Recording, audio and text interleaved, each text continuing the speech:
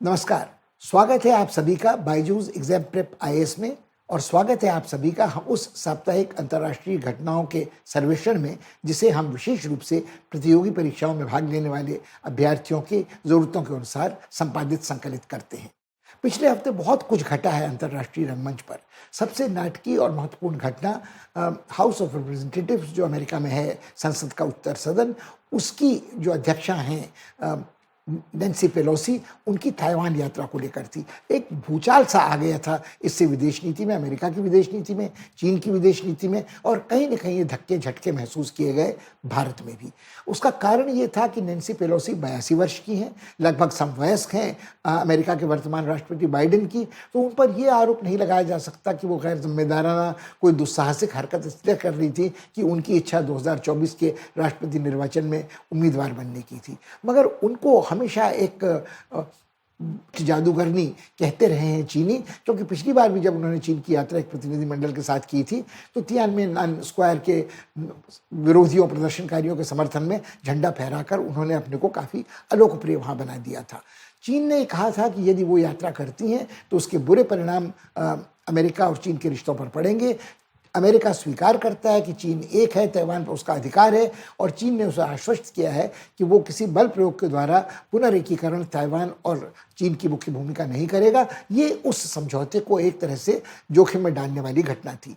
जहाँ तक राष्ट्रपति बाइडेन थे, उन्होंने समझाने बुझाने की कोशिश की थी। ऐसा कहा जाता है कि पेलोसी कम से कम इस वक्त चीन ताइवान की यात्रा न करें, मगर चूंकि वो वहाँ की विधायिका की एक अंग की अध्यक्षा हैं तो उन पर न तो कोई असर डाल सकता था पेंटागन, जो रक्षा विभाग वहाँ की कार्यकारिणी का है, जिसने कहा कि उनको अपनी यात्रा इस वक्त नहीं करनी चाहिए, विश्व का ध्यान यूक्रेन युद्ध में लगा हुआ है और चीन को अन्यत्र तनाव बढ़ाने का मौका नहीं देना चाहिए। मगर पेलोसी ने ये यात्रा की और जितने नाटकीय तनाव उनकी यात्रा के पहले तैयार हुए थे, उस यात्रा के बाद भी अटकलों का बाजार बहुत गर्म है।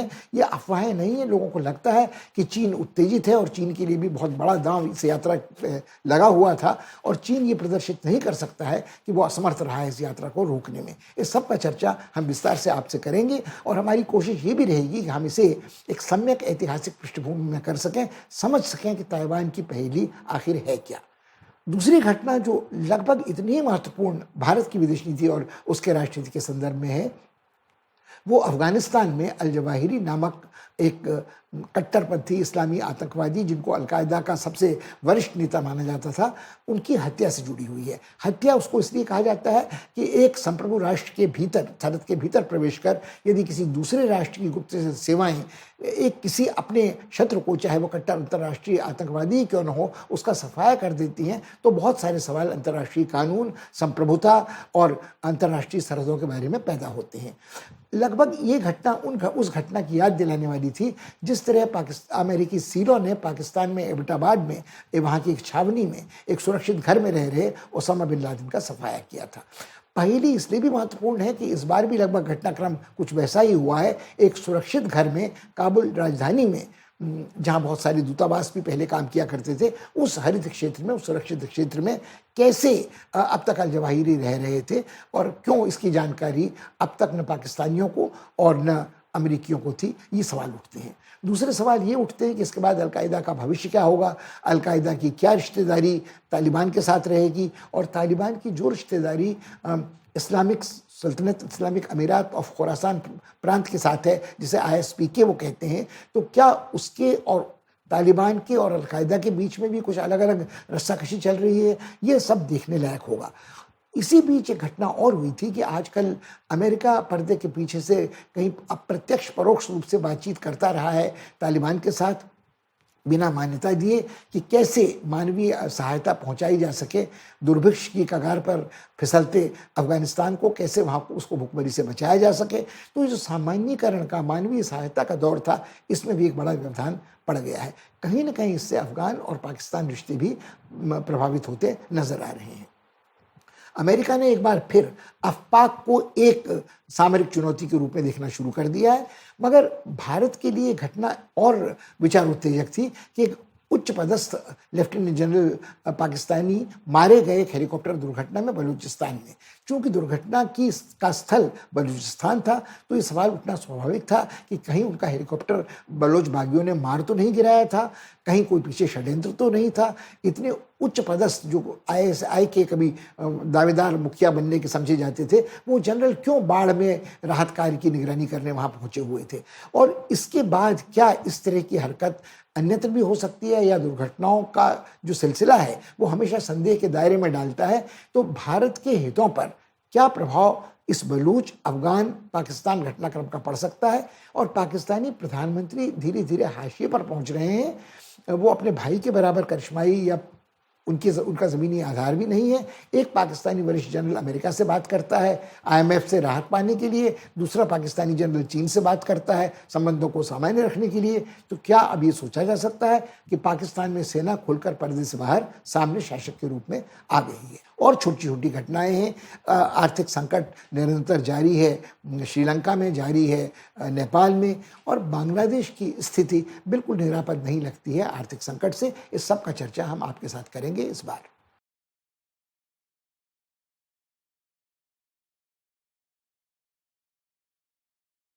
अमेरिका की हाउस ऑफ रिप्रेजेंटेटिव्स की अध्यक्षा नैन्सी पेलोसी की ताइवान यात्रा का मूल्यांकन करने के पहले, उसका विश्लेषण करने के पहले, शायद ये बेहद ज़रूरी है कि हम एक नज़र इतिहास के पन्ने पलट कर ये समझने की कोशिश करें कि ताइवान, जिसे पहले फॉर्मोसा कहा जाता है, चीज़ क्या है, उसकी स्थिति क्या है, उसकी अंतर्राष्ट्रीय महत्ता क्या है।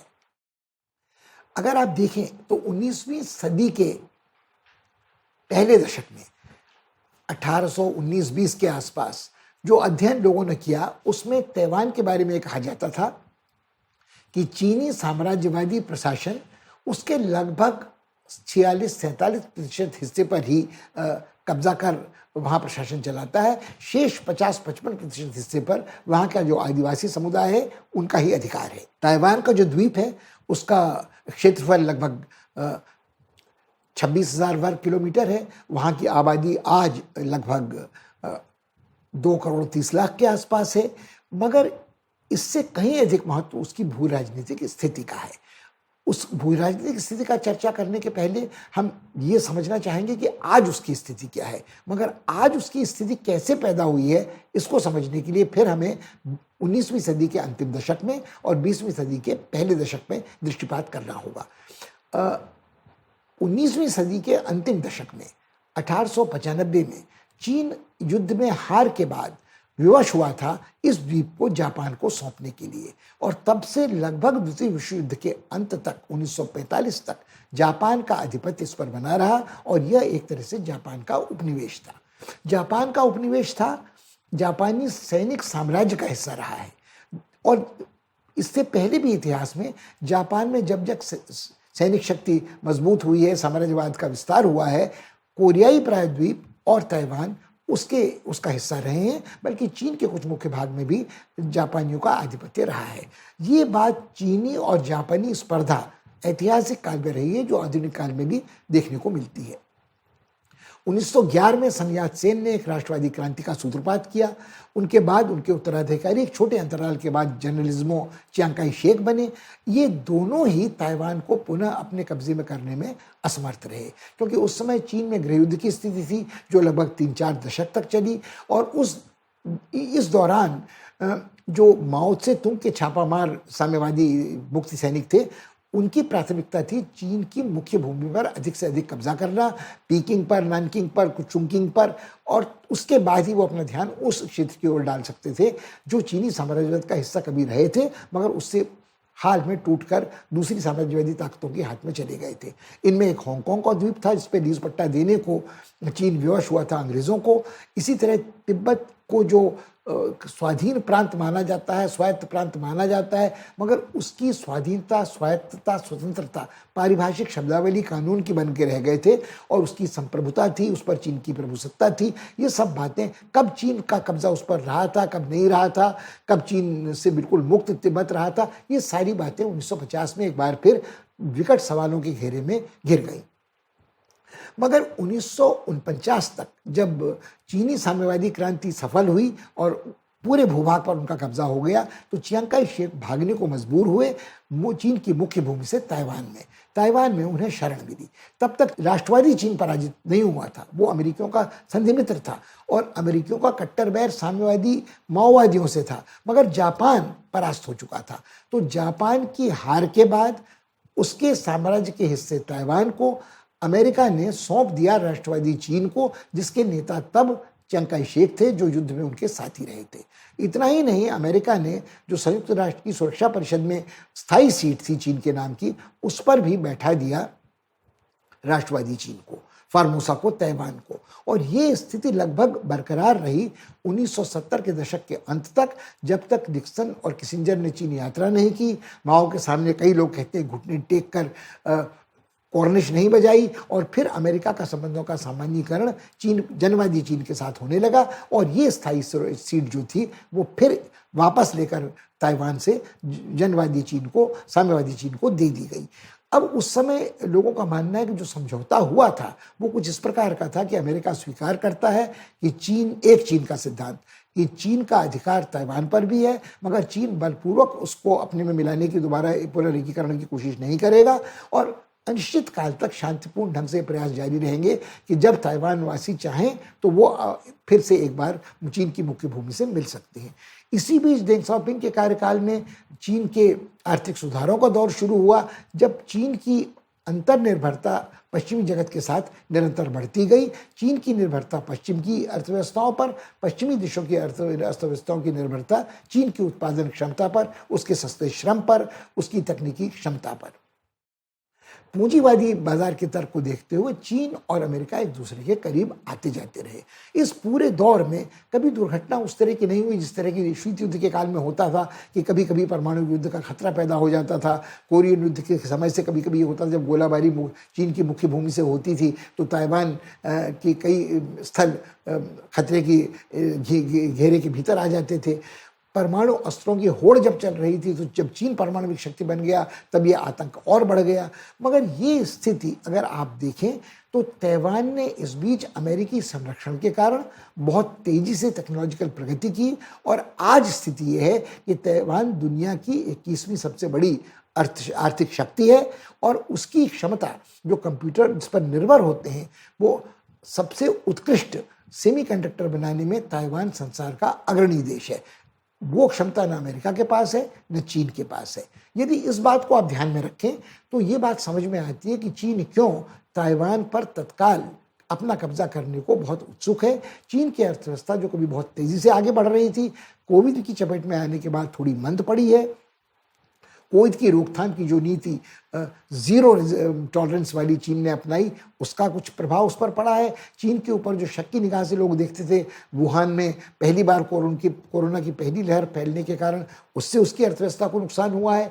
चीन ने जो वन बेल्ट वन रोड के अंतर्गत बड़े पैमाने पर ऋण दिए हैं और वो उन ऋणों की वापसी आज जोखिम में पड़ चुकी है। तो चीन ने शायद अपनी अर्थशक्ति को अपनी औकात से ज़्यादा फैला दिया है, और उसके दुष्प्रभाव से देखने को मिल रहे हैं। चीन ने जब राष्ट्र समर्थित पूंजीवाद को बढ़ावा दिया तो कई कंपनियों ने तेज़ी से अपने पैर पसारे, मगर फिर चीन को उनके पर कतरने पर आमादा होना पड़ा, क्योंकि शायद वो राजनीतिक दृष्टि से भी चीनी कम्युनिस्ट पार्टी के नेताओं को लगता था महत्वाकांक्षी हो रहे हैं। कहीं ना कहीं भ्रष्टाचार का सामना भी पूंजीवादी चीन को, चाहे वो राज्य के द्वारा नियंत्रित पूंजीवाद हो, करना पड़ा है। ये चीनी अर्थव्यवस्था का संकट, यूक्रेन में रूसी हस्तक्षेप, इन सब बातों से चीन को शायद ये प्रोत्साहन मिला है कि ये मौका सबसे अच्छा है, यदि ताइवान पर कब्जा करना है तो कब्जा कर लिया जाए। शायद संयम बरता होता यदि पेलोसी ने इस समय बारंबार ये हट नहीं किया होता कि वो ताइवान की यात्रा करेंगी और इस सिद्धांत को चुनौती देंगी कि अमेरिका ने सैद्धांतिक रूप से भले ही स्वीकार किया है कि ताइवान चीन का हिस्सा है, एक चीन का सिद्धांत को हम मानते हैं, मगर इसको उन्होंने वैधानिक मान्यता नहीं दी है। इस बात को स्वीकार करना मान्यता देना नहीं है। ये एक तरह से बड़ी असमंजस में डालने वाले वक्तव्य अमेरिका के रहे हैं। स्वयं अमेरिका ताइवान को एक संप्रभु राष्ट्र के रूप में मान्यता नहीं देता है, मगर एक महत्वपूर्ण संधि मित्र मानता है, जिसका कारण ताइवान की भू राजनीतिक स्थिति है। ताइवान के स्टेट्स जो हैं, जो जिसे ताइवान जलडमरू मध्य कहा जाता है, वो उस अंतर्राष्ट्रीय जलमार्ग को नियंत्रित करते हैं, जो हमें उत्तरी जापानी सागर, येलो सी और प्रशांत महासागर की ओर जाने का मार्ग उत्तर की दिशा से प्रशस्त करता है। यहाँ से अगर आपकी पहुंच होती है तो आप लगभग व्लादिवोस्तोक में साइबेरिया के उस छोर तक पहुंच सकते हैं। जहां तक चीन का प्रश्न है, उनका दावा यह है कि यदि आप ये मानते हैं कि एक चीन का सिद्धांत है, तो ताइवान फिर संप्रभु राष्ट्र है ही नहीं। उसके जलमार्ग आंतरिक कहाँ से हो सकते हैं? जो चीन के आंतरिक जलमार्ग हैं, जो चीन का एक्सक्लूसिव इकोनॉमिक जोन है, उसी के भीतर ये सब अंतर्राष्ट्रीय जलमार्ग पड़ते हैं और लोगों को चीन की अनुमति लेकर वहां से आवागमन करना चाहिए। यही तर्क सबसे विकट चुनौती ताइवान को लेकर है। दूसरी सामरिक चुनौती जो है वो ये है कि जो अब तक अमेरिका के संधि मित्र इस क्षेत्र में रहे हैं, जापान और दक्षिणी कोरिया, उनकी सुरक्षा तब तक निरापद नहीं समझी जा सकती जब तक ताइवान में अमेरिकी सुरक्षा का कवच उनको प्राप्त नहीं होता है। जो सेनकाकू द्वीप समूह है, जो कुछ ही 100 किलोमीटर की दूरी पर ताइवान के बड़े द्वीप से हैं, उन पर भी, वो भी विवादास्पद द्वीप हैं, उन पर कभी जापानी साम्राज्यवादियों का कब्जा था, तो अब चीन का दावा उनके ऊपर है। उत्तर में कुरील द्वीप समूह हैं जिनके बारे में ये कहा जा सकता है। तो और जब से अमेरिका ने पलायन किया है अफगानिस्तान के मोर्चे से, उसके संधि मित्रों के मन में ये आशंका बहुत प्रबल हो गई है कि क्या अन्यत्र पूर्वी प्रशांत महासागर की ओर, दक्षिण भारतीय हिंद महासागर में और उत्तर की ओर इस इलाके में ताइवान के जलडंबू मध्य में अमेरिका क्रमशः पीछे तो नहीं हट रहा है। अमेरिका ने अपनी मौजूदगी बरकरार रखने के लिए अपने विमान वाहक पोत, जो सबसे बड़े हैं, यहाँ तैनात किए हैं, पनडुब्बियाँ तैनात की हैं परमाणुविक ईंधन से चलने वाली, जिन्हें बार बार आकर ईंधन लेने की ज़रूरत नहीं होती। इनके साथ इनके रक्षा के लिए जो जंगी जहाज़ होते हैं, वो नाविक बेड़े वहाँ हैं। मगर ये एक तरह से मुठभेड़ की मुद्रा है और यूक्रेन में रूसी हस्तक्षेप के बाद कई बार ये बात लोगों के दिमाग में उठी है कि क्या वास्तव में अमेरिका जब तक सीधे किसी खुद हमले का शिकार नहीं होता है, तब तक क्या वो अपने किसी संधि मित्र के बचाव के लिए चीन या रूस के साथ मुठभेड़ का, परमाणुविक सर्वनाशक युद्ध का खतरा मोल लेगा। बार बार कई लाल रेखाओं का उल्लेख यूक्रेन युद्ध में किया गया, उनका उल्लंघन हुआ और यह हुआ कि अगली बार अगर कुछ किया तो हम तुम्हें सबक सिखाएंगे, अगली बार कुछ किया तो सबक सिखाएंगे। यही बात देखने को मिल रही है ताइवान में भी। पहले चीन ने बहुत कट्टर विरोध किया था कि उन्होंने कहा था कि आग से न खेलो, अगर आग से खेलोगे तो आग की लपटें तुम्हें जला देंगी, भस्म कर देंगी, झुलसा देंगी, तुम्हें बहुत बुरे परिणाम भुगतने पड़ेंगे।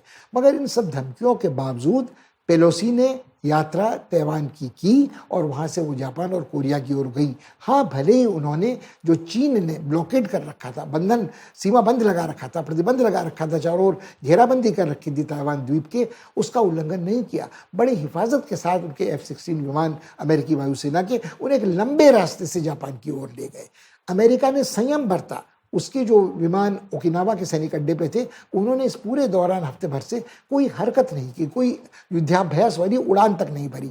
जबकि चीन ने सब लोगों को चेतावनी दी कि वो अच्छे हथियारों के साथ, जिसे लाइव एम्यूनिशन कहते हैं, प्रक्षेपास्त्रों के साथ, जिनसे नुकसान हो सकता है, जो खाली धमाके वाली गोलियां नहीं थी, दिखावे के लिए नहीं थी, उनसे युद्धाभ्यास किया है। अनेक प्रक्षेपास्त्र उड़कर ताइवान के ऊपर से भी गए, उन्होंने जापान के आंतरिक जल राशि पर भी वो गिरे और जापान ने इसे अपनी संप्रभुता का उल्लंघन माना और अनेक अंतर्राष्ट्रीय विमान सेवाओं ने इस मार्ग से विमान चीन की चेतावनी को मानकर उड़ान भरना मना कर दिया।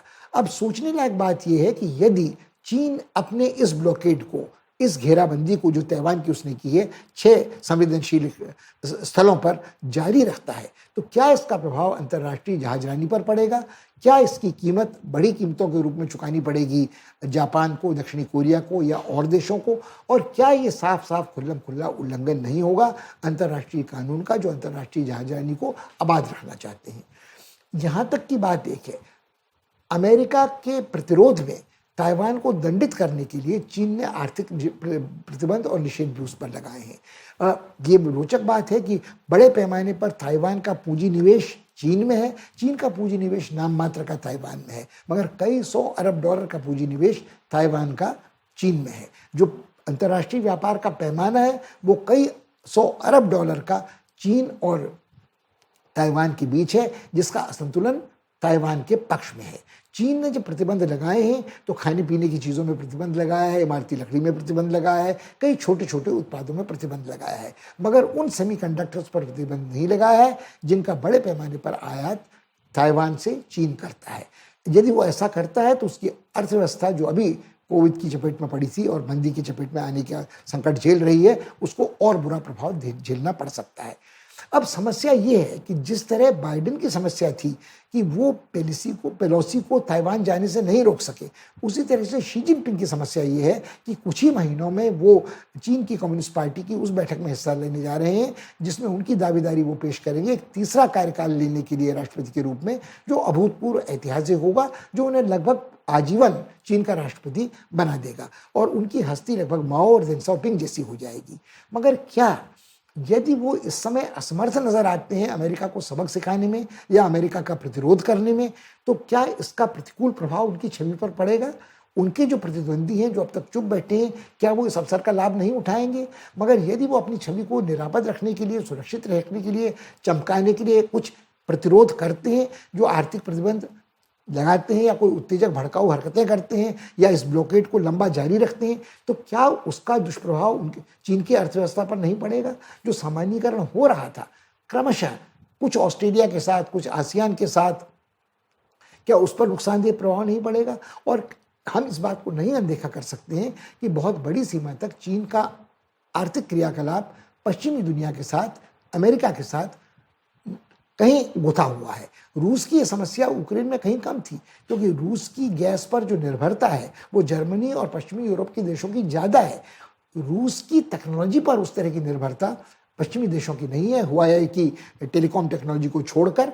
मगर चीन कहीं कुछ अधिक गुथा हुआ है, रचा बसा है पश्चिमी अर्थव्यवस्था के साथ भूमंडलीकरण के इस युग में। तो क्या चीन ये जोखिम उठाने को आज तैयार होगा?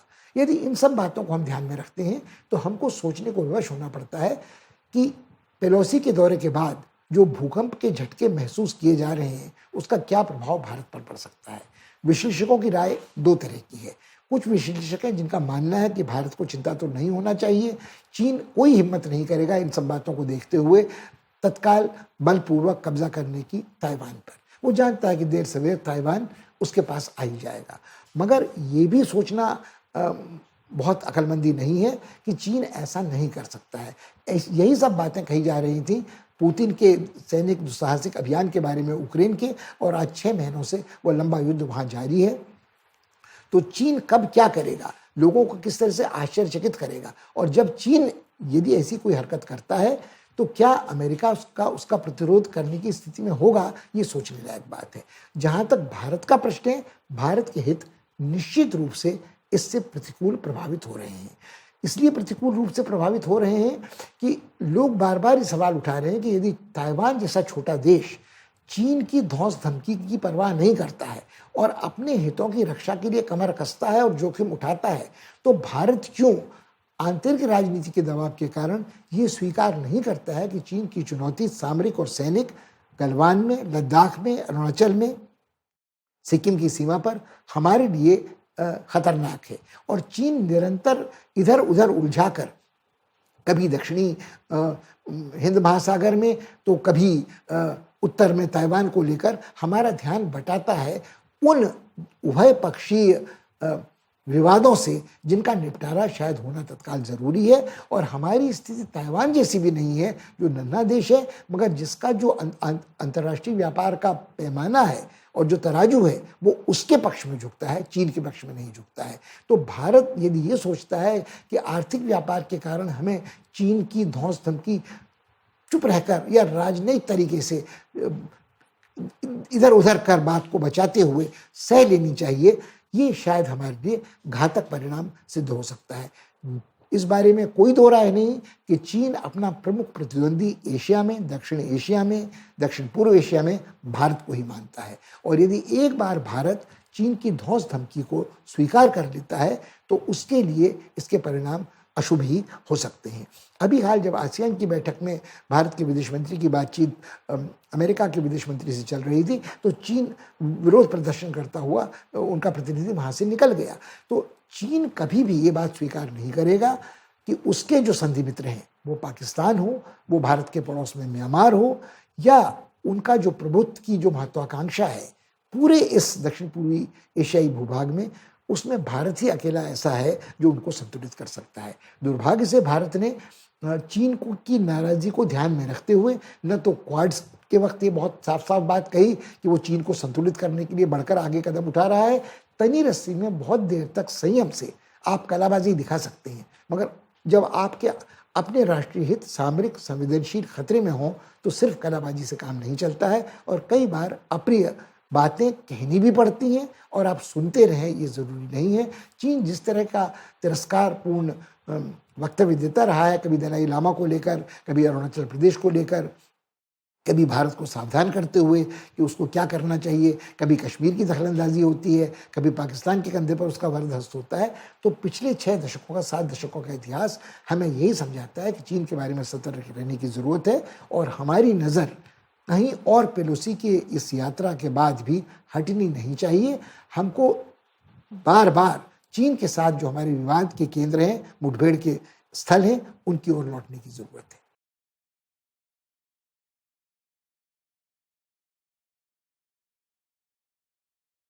अफगानिस्तान में जो कुछ घटा वो अति नाटकीय था। एक दिन अमेरिका के राष्ट्रपति बिडेन ने, जो कोविड से पीड़ित थे और अपने को अलग थलग कर एकांतवास कर रहे थे, ये बाहर निकल कर वक्तव्य दिया कि अफगानिस्तान में काबुल में एक सुरक्षित घर में रह रहे अल जवाहिरी का, जो अलकायदा के सबसे वरिष्ठ नेताओं में एक नहीं, सबसे वरिष्ठतम नेता थे, उनका खात्मा कर दिया गया है। अब इसे हत्या आदमी नहीं कहता क्योंकि एक संप्रभु राष्ट्र ने उसे किया है और अगर अंतर्राष्ट्रीय खूंखार आतंकवादी को से छुटकारा पाया जाता है तो कोई लोग बहुत उसमें शोक संताप व्यक्त नहीं करते, मगर कुछ सवाल इसके बाद जो उठते हैं वो बड़े विचित्र हैं।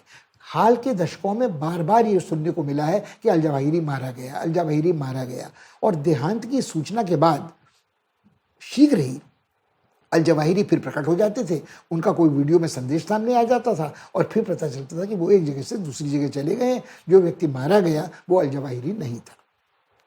अल जवाहिरी बड़े रहस्यमय व्यक्तित्व हैं। वो एक डॉक्टर थे, डॉक्टरी की पढ़ाई उन्होंने मिस्र में पूरी की, उसी दौरान अपनी छात्र जीवन में वो मुस्लिम चारा जो था मुस्लिम ब्रदरहुड उसके सदस्य बने, फिर वो ओसामा बिन लादेन के करीब आए और उनके साथ उन्होंने लंबा संघर्ष किया। उनके बारे में ये कहा जाता था कि 9/11 की जो योजना थी वो इन्हीं ने बनाई थी। उसको अंजाम भले ही ओसामा बिन लादेन के और समर्थकों ने, अनुचरों ने दिया हो, मगर ये कारस्तानी इस आतंकवादी दिमाग की थी। तो एक तरह से अमेरिका ने ये दिखा दिया है कि अफगानिस्तान से जब उसने रण छोड़ा था तो ये कहा था कि हम यहाँ से अपने सैनिक हटा रहे हैं, वापस ले जा रहे हैं, मगर हमारी क्षमता बरकरार है अपने शत्रुओं का सफाया करने के लिए। तो ओवर द होराइजन हम वार कर सकते हैं, मुहावरे का प्रयोग उन्होंने किया था और उन्होंने अपनी उस क्षमता को एक बार फिर दिखलाई दिया है। जिस तरह से एबटाबाद में ओसामा बिन लादेन को मारा था राष्ट्रपति ओबामा के कार्यकाल में अमेरिकी सीलों ने, इस बार किसी को उतारने की ज़रूरत भी नहीं पड़ी। एक विमान चालक रहित ड्रोन से एक हेलफायर नामक मिसाइल फेंका गया और उस मिसाइल की क्षमता ये थी कि उसमें कोई विस्फोटक नहीं थे। अपने घर के बरामदे पे बैठा शाम को जब विश्राम कर रहा था अल जवाहिरी, तो अमेरिकी वक्तव्य के अनुसार उसने अपने पंजे खोले, उस ड्रोन ने, उस हेलफायर मिसाइल ने, और उसमें चाकू की जैसी तेज धार थी जिसने उसकी गर्दन काट दी। किसी और नागरिक को ज़रा भी नुकसान नहीं हुआ, न संपत्ति का न जान माल का। अमेरिकी कई बार ये दावा करते हैं कि उनके पास ऐसे हथियार हैं कि वो बहुत ही सूक्ष्म लक्ष्य को भेज सकते हैं बिना किसी संपत्ति या जान माल को नुकसान पहुंचाए। अतीत में उनके ऐसे दावे हमेशा सच साबित नहीं हुए हैं। काबुल में पहली बार जब उस तरह का उन्होंने दावा किया था तो बाद में बात पता चली थी, अमेरिका ने क्षमा याचना भी की थी, उसमें कुछ किशोरों की मौत हुई थी, एक घर ध्वस्त हुआ था। मगर आप ये भी कह सकते हैं कि युद्ध में इस तरह की घटनाओं से बचा नहीं जा सकता है। मगर जो कुछ और सवाल अनुत्तरित रह जाते हैं वो ये हैं कि किसने ये जानकारी अमेरिकनों को दी कि वहाँ एक सुरक्षित घर में जो हक्कानी परिवार के किसी व्यक्ति का था, वहाँ ये आदमी अल जवाहिरी रहा था। क्या इससे ऐसा सोचा जा सकता है कि पाकिस्तानी गुप्तचर सेवा ने ये जानकारी अमेरिकनों को दी थी, या अमेरिकनों का कोई ऐसा खुफिया स्रोत तालिबानों के घर के भीतर था जो उनकी लंका ढहाने पर आमादा था, या तालिबान के भीतर जो रस्साकशी चल रही है खूंखार प्रतिरोधी कट्टरपंथी तालिबानों में, और कमोबेश जो अच्छा तालिबान तो आज किसी को कोई नहीं मानता है। ये तो ट्रंप कहा करते थे, ओबामा कहा करते थे कुछ अच्छे तालिबान हैं, कुछ बुरे तालिबान हैं, हमारा संवाद अच्छे तालिबानों से चल रहा है। और इस तर्क को स्वीकार करने के बाद भारत ने एक बड़ी कीमत अफगानिस्तान में सामरिक हितों के क्षय में चुकाई है। मगर आज ये बात स्पष्ट है कि इतनी बुरी दशा अर्थव्यवस्था की अफगानिस्तान में है कि तालिबान सरकार, जिसको मान्यता नहीं प्राप्त है, ये मजबूर है इस बात के लिए कि अमेरिका ने जो उनकी विदेशी बैंकों में पैसे को बंद कर रखा है उसको वापस उनको लौटाए, कम से कम मानवीय सहायता के नाम पर।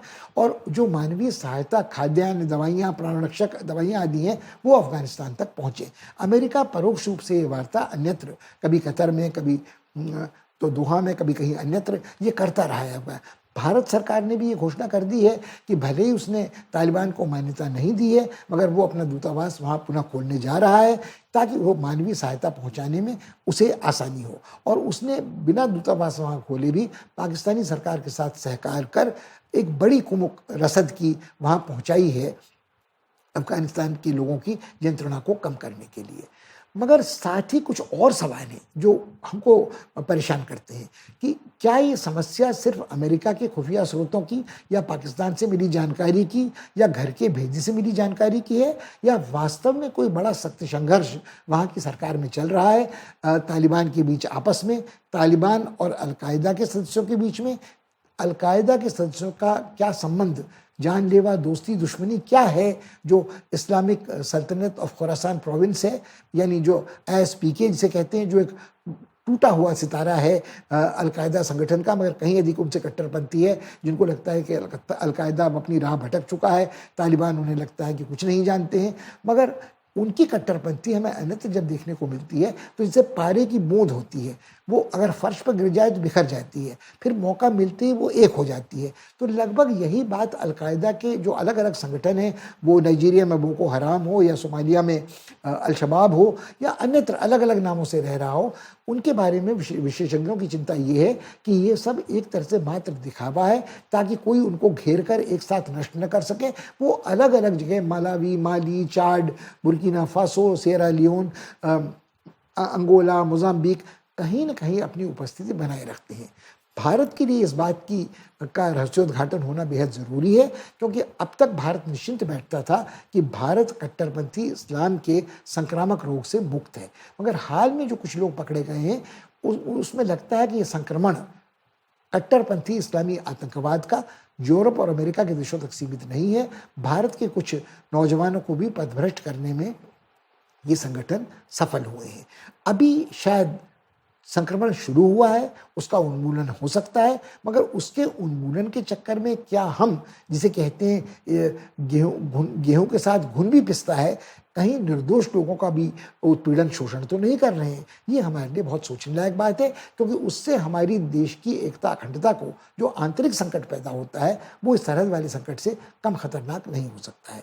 क्या भारत भरोसा कर सकता है पाकिस्तान के किसी आश्वासन का कि आतंकवादी हमले से उसको बचाने के लिए वो जो हक्कानी गुट है, जो तालिबान के साथ है, जिसके बड़े निकट संबंध पाकिस्तान के गुप्तचर संगठन ISI से हैं, और तालिबान के आंतरिक सुरक्षा के जो मंत्री, तत्कालिक अंतरिम मंत्री हैं, वो हक्कानी गुट के ही एक व्यक्ति हैं, भरोसा किया जा सकता है? क्या कोई भी व्यक्ति भरोसा कर सकता है तालिबान सरकार के किसी भी आश्वासन पर? क्योंकि एक साल बीतते बीतते उन्होंने अपने किसी वचन का पालन नहीं किया है, न महिलाओं के अधिकारों के बारे में, न अर्थव्यवस्था को सुधारने के लिए, न सरकार को समावेशी बनाने के लिए, और न ही जो वहाँ के अल्पसंख्यक हैं, उसमें शिया समुदाय है, हाजरा समुदाय है, कबायली जनजातियाँ हैं, उन सबको वो निशाने पर बनाते रहे हैं। आतंकवादी हिंसा पर नियंत्रण पाने में सरकार असमर्थ रही है। अर्थव्यवस्था तो बिल्कुल ही छिन्न भिन्न हो चुकी है।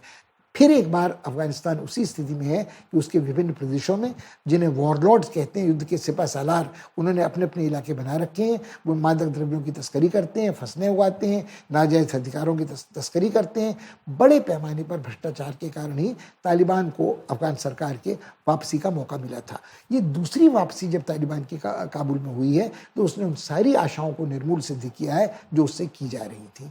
मगर तब भी अगर आप देखते हैं तो बीच बीच में खबरें मिलती हैं कि कोई अफगान प्रोफेसर बात कर रहा होता है अभिव्यक्ति की स्वतंत्रता की, काबुल विश्वविद्यालय की। तो क्या हम ये मानकर चलें कि अफगानिस्तान में अड़ोस पड़ोस के देशों ने ये बात स्वीकार कर ली है कि वहाँ पितृसत्तात्मक, वहशी, बर्बर, सामंतशाही, मध्ययुगीन शासन चलता रहेगा, और उसकी सामरिक स्थिति को देखते हुए, संवेदनशीलता को देखते हुए अड़ोस पड़ोस के सारे देश चुपचाप ये बर्दाश्त करते रहेंगे? वहाँ सक्रिय चीन रहेगा, पाकिस्तान रहेगा, एक हद तक आपको ईरान और तुर्की सक्रिय मिलेगा, मगर भारत के हित वहाँ निश्चित ही अनिवार्य रूप से जुड़े हैं, क्योंकि भारत क्रमशः हर मोर्चे से पीछे नहीं हट सकता है। हाल में वहाँ जो सिख समुदाय था, जिसने बहुत लंबे समय तक तालिबान के शासन को, अफगान हिंसा को बर्दाश्त किया था, वहाँ से निष्क्रमण के लिए मजबूर हो रहा है। उनके गुरुद्वारे जो हर ज़रूरतमंद व्यक्ति को राहत सामग्री पहुंचा रहे थे, खुद आज अल्पसंख्यक होने के कारण निशाने पर हैं। तो ये भारत के लिए एक चिंता का विषय है। हमारे लिए अफगानिस्तान और पाकिस्तान को अलग रखना संभव नहीं है। हमारी विदेश नीति में अफपाक एक समग्र रूप से समझा जाना चाहिए, देखा जाना चाहिए, और कहीं ना कहीं इस अफपाक के साथ जो जो चीनी साजिशें, षड्यंत्र जुड़े हैं, चीन पाकिस्तान का समर्थन करता है, किसी अंतर्राष्ट्रीय आतंकवादी को अंतर्राष्ट्रीय आतंकवाद का सज़ा नहीं भुगतने देता है, जिस तरह से कश्मीर के मामले में उसके अंतर्राष्ट्रीयकरण में पाकिस्तान की मदद करता है, ये सारी हरकतें ऐसी हैं जिससे हमको ये मानना चाहिए कि अफगानिस्तान, पाकिस्तान और चीन एक ऐसा मोर्चा है जो भारत के लिए सामरिक चुनौती सबसे विकट पेश करता है।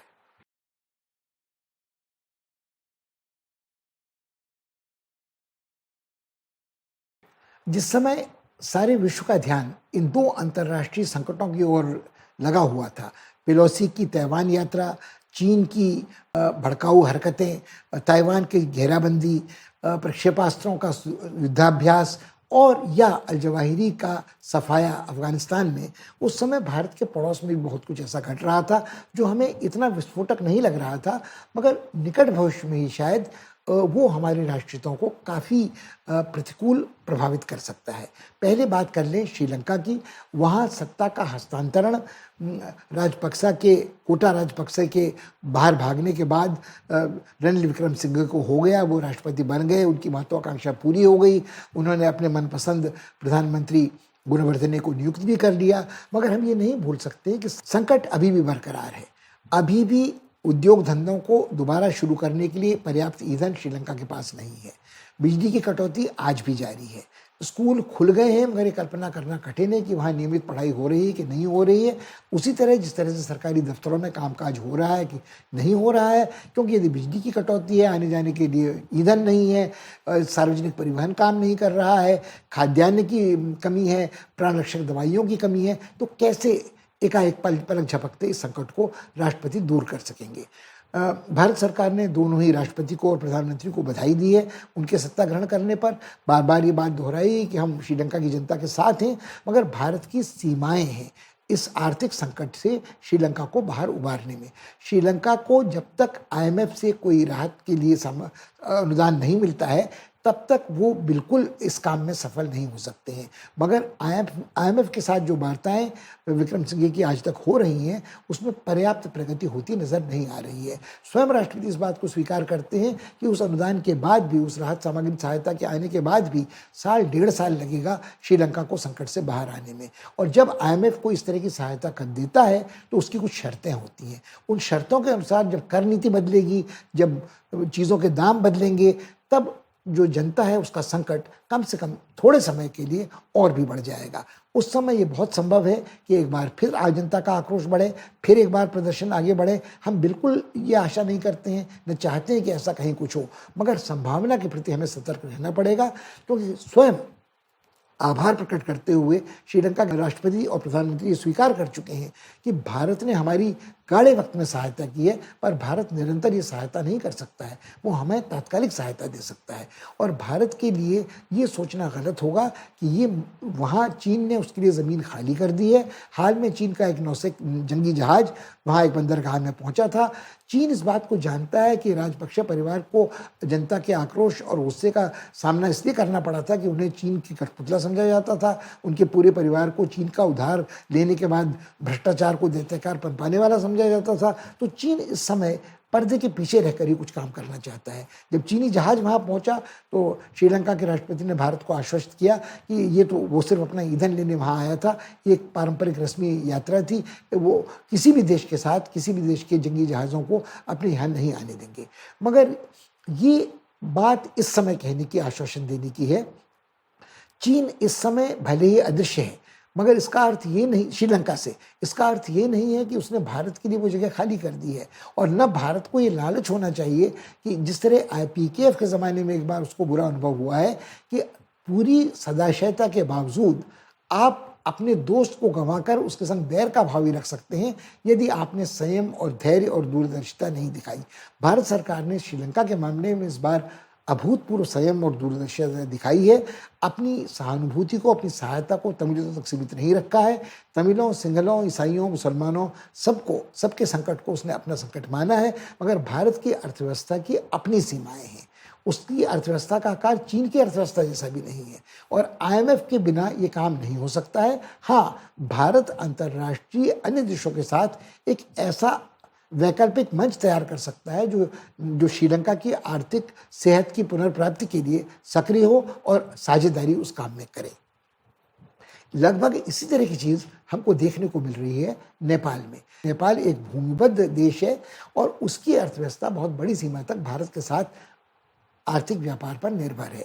पर हाल के वर्षों में चीन के तुरुप के पत्ते को खेलने के चक्कर में नेपाल ने चीन के साथ अपने संबंधों को प्रगाढ़ किया है और चीनी राजदूतों को, राजनयिकों को अपनी राजनीति में हस्तक्षेप का मौका दिया है। ये भारत के चिंता का विषय नहीं है। नेपाल एक संप्रभु देश है। नेपाल जिस मित्र से चाहे सलाह ले सकता है, जिस मित्र को से चाहे उससे आर्थिक सहायता ले सकता है। मगर यदि भारत के संवेदनशील हित, सामरिक इससे बाधित होते हैं तो भारत को आपत्ति दर्ज कराना अनिवार्य हो जाता है। हम अक्सर जब बात करते हैं तो हम नेपाल के संवैधानिक संकट की बात करते हैं, राजनीतिक अस्थिरता की बात करते हैं। वहाँ की अर्थव्यवस्था को लेकर जो हमारी चिंताएं होती हैं वो कुछ बुनियादी होती हैं कि हम कहीं चीन जो आर्थिक सहायता उनको दे रहा है उसका मुकाबला कर पा रहे हैं कि नहीं कर पा रहे हैं। चीन की आर्थिक सहायता को लेकर भी, उस पर निर्भरता को लेकर भी नेपाल की जनता में आक्रोश स्वयं है, मगर उसको प्रोत्साहित करने का काम भारत का नहीं है। हमको सोचना ये चाहिए कि जब भारत सरकार ने अग्निवीर, अग्निपथ परियोजना की घोषणा की तो नेपाल में आशंका हुई कि अब गोरखाओं की भर्ती जो भारतीय पलटन में होती थी उसका क्या होगा। जो नेपाल का पर्यटन उद्योग है वो उनकी अर्थव्यवस्था के साथ घनिष्ठ रूप से जुड़ा हुआ था। कोविड की चपेट में आने के पहले, भूकंप के बाद से ही नेपाल इससे बाधित रहा है और ये बात नकारी नहीं जा सकती कि राजनीतिक अस्थिरता, दैत्याकार भ्रष्टाचार और संवैधानिक संकट के कारण भी लोग नेपाल जाने से कतराते रहे हैं। मगर कोविड के कारण ये चीज़ बिल्कुल ही, पर्यटन उद्योग नष्ट भ्रष्ट हो चुका है। हाल के दिनों में जब इस पर्यटन उद्योग को विकसित करने के लिए उतावली की गई तो एक विमान दुर्घटनाग्रस्त हो गया। उससे फिर ये रासपाश हुआ कि पर्यटन उद्योग में सक्रिय कितनी इकाइयाँ, कितने व्यापारी ऐसे हैं जो भ्रष्टाचारी शासन का लाभ उठाते रहे हैं, जिनको जो विमान हैं उनके उड़ाने लायक नहीं है, उनको सर्टिफाई किया गया है कि वो उड़ाने भर सकते हैं, कुछ हवाई अड्डे बड़े जोखिमग्रस्त हैं। तो यदि इस तरह की जल्दबाजी की जाती है तो भारतीय पर्यटक भी जो नेपाल में जाते थे, उनके लिए वो एक गरीब पर्यटक का यूरोप था, उनकी संख्या में भी कमी आती रहेगी। और यदि भारत द्वेषी तेवर होता है तो भारतीय पर्यटक के लिए आज और वैकल्पिक गंतव्य सुलभ है। तो नेपाल जहाँ तक गोरखाओं की भारतीय फौज में भर्ती को लेकर आशंकित है, वहीं भारत को भी कहीं न कहीं सदाशयता के साथ, बड़ी कोमलता के साथ नेपाल को ये बात जतानी चाहिए कि भारत के संवेदनशील सामरिक हितों की अनदेखी, उपेक्षा वो भी नहीं कर सकता है। बार बार ये आरोप लगाना कि भारत हस्तक्षेप कर रहा है, भारत वहाँ के एक महत्वाकांक्षी राजनेता की मेहमान नवाजी कर रहा है या कभी दूसरे की कर रहा है, भारत के लिए इन आक्षेपों का जवाब देना शायद ज़रूरी है, प्रत्यक्ष रूप से, सार्वजनिक रूप से नहीं, मगर फिर भी ये संदेश परोक्ष रूप से नेपाल में जो भी सत्तारूढ़ दल हो उस तक जाना चाहिए। भारत की कोई इच्छा पड़ोस में हस्तक्षेप की, श्रीलंका हो या नेपाल में, नहीं हो सकती है। पर यह बात भी रेखांकित करने की ज़रूरत है कि इन दोनों पड़ोसियों को भी भारत के हर पड़ोसी, संलग्न पड़ोसी की तरह भारत के हितों के बारे में सतर्क, सचेत और संवेदनशील रहना चाहिए। हमारे ख्याल से समझदारी इस बारे में है कि जो भारत के अन्य पड़ोसी हैं, बांग्लादेश है और भूटान है, जिनके साथ हमारे संबंध अपेक्षाकृत कम तनावग्रस्त रहे हैं और जिनकी समस्या इस समय उतनी विस्फोटक नहीं लगती जितनी श्रीलंका या नेपाल की आर्थिक संकट के संदर्भ में है, मगर कहीं भी अचानक इस तरह का कुछ घटनाक्रम देखने को मिल सकता है, उसकी ओर हमें सतर्क रहना चाहिए।